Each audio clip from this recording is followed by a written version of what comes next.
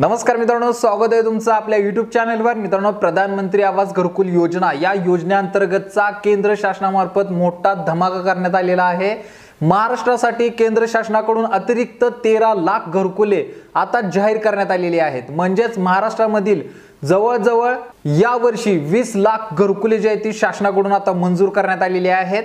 भरपूर लोकांना या घरकुलाचा लाभ घेता येणार आहे। त्यासाठी शासनाकडून गरजू व्यक्तीपर्यंत हे घरकुलाची सुविधा पोहोचावी यासाठी सुद्धा शासनाकडून अटीमध्ये शिथिलता करण्यात आलेली आहे। म्हणजेच जो आपला प्रधानमंत्री आवास घरकुल योजनेसाठी ड सर्वे घेतला जातो, तर या ड सर्वे मध्ये आता काही अटींमध्ये शिथिलता आणण्यात आलेली आहे।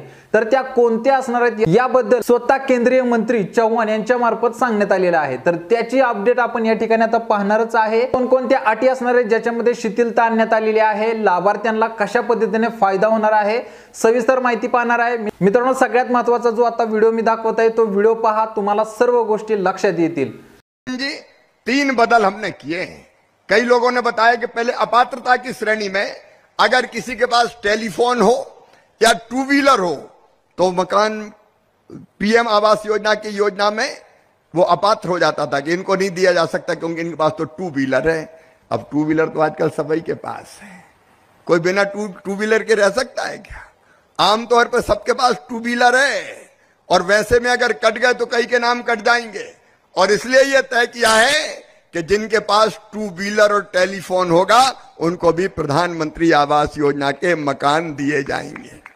लेकिन प्रधानमंत्री आवास योजना में ये नियम था एक कि 10,000 रुपया से ज्यादा आमदनी है तो फिर वो आवास के लिए पात्र नहीं होंगे। हमने सोचा लखपति दीदी तो कट ही जाएंगी और कई सोचेंगे कि मकान नहीं मिलेगा तो काहे को लखपति बनो। लेकिन अब तय कर लिया है कि 10,000 नहीं 15,000 रुपया महीना तक भी जिनकी आमदनी होगी उनको भी प्रधानमंत्री आवास दिया जाएगा, उनका नाम भी जोड़ लिया जाएगा। और किसान भाइयों, 2.5 एकड़ तक की सिंचित जमीन और 5 एकड़ तक की असिंचित जमीन जिनके पास होगी उनको भी किसानों को प्रधानमंत्री आवास योजना में जोड़ लिया जाएगा। शेतकरी का मकान भी बने, किसान का मकान भी बने, वो भी आगे बढ़े। बनना चाहिए कि नहीं बनना चाहिए? और इसलिए फैसला भी किया है। इसलिए नया सर्वे अब आपने शायद प्रारंभ करवा दिया होगा, नहीं तो अब होगा प्रारंभ, अभी होगा प्रारंभ। तो ये जो नए मापदंड है उनके अंतर्गत फिर से सर्वे होगा और 5 साल के अंदर आज प्रधानमंत्री जी के संकल्प के कारण मैं कह सकता हूं, देवेंद्र जी की और पूरी टीम की कर्मठता के कारण महाराष्ट्र में कोई कच्चे मकान में नहीं रहेगा। हर गरीब को पक्के मकान बना के दिए जाएंगे। तर मित्रांनो, या ठिकाणी आपण व्हिडिओ पाहिला, तुम्हाला समजला असेल केंद्र शासनामार्फत ज्या पूर्वीच्या अटी काही कठोर अशा अटी होत्या, तर त्या अटींमध्ये आता या ठिकाणी बदल करण्यात आलेला आहे। 4 चाकीचे आपल्याला या ठिकाणी अट रद्द करण्यात आलेली आहे। 10,000 पर्यंतचं आपलं मासिक उत्पन्न होतं ते आता 15,000 रुपये करण्यात आलेलं आहे। अशाच काही महत्त्वपूर्ण माहिती मित्रांनो आपल्या चॅनलवरती आपण वारंवार देत असतो, त्याच्यामुळे सगळ्यात महत्त्वाचं आपल्या चॅनलला सबस्क्राइब करून ठेवा। पुढे प्रधानमंत्री आवास घरकुल योजनेसाठी आपल्याला कागदपत्रे काय काय लागणार आहेत, घरकुलासाठी आपण पात्र ठरण्यासाठी कोणती महत्त्वाची प्रोसेस आपल्याला करायची आहे, सविस्तर माहिती स्टेप बाय स्टेप तुम्हाला पुढच्या व्हिडिओमध्ये पाहायला मिळेल।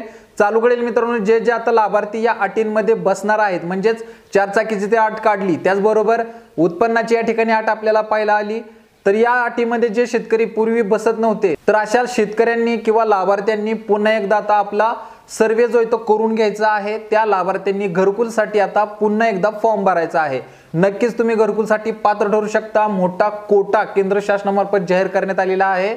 तर तुम्ही या संधीचं सोनं करा, लवकरात लवकर आपला अर्ज आपल्या ग्रामपंचायत मध्ये दाखल करा, जेणेकरून घरकुलाचा लाभ सगळ्यात अगोदर तुम्हाला घेता येईल। तर मित्रांनो, चालू घडीला अतिशय महत्त्वाची अपडेट होती, तुमच्यापर्यंत पोहोचवणं गरजेचं होतं। अशाच महत्त्वपूर्ण अपडेटसाठी आपल्या चॅनलला सबस्क्राइब करा। अशाच महत्त्वपूर्ण माहिती तुम्हाला घर बसल्या मोबाईलवरती पाहायला मिळतील। भेटू आता पुढच्या व्हिडिओमध्ये महत्त्वपूर्ण माहितीसह। तोपर्यंत धन्यवाद।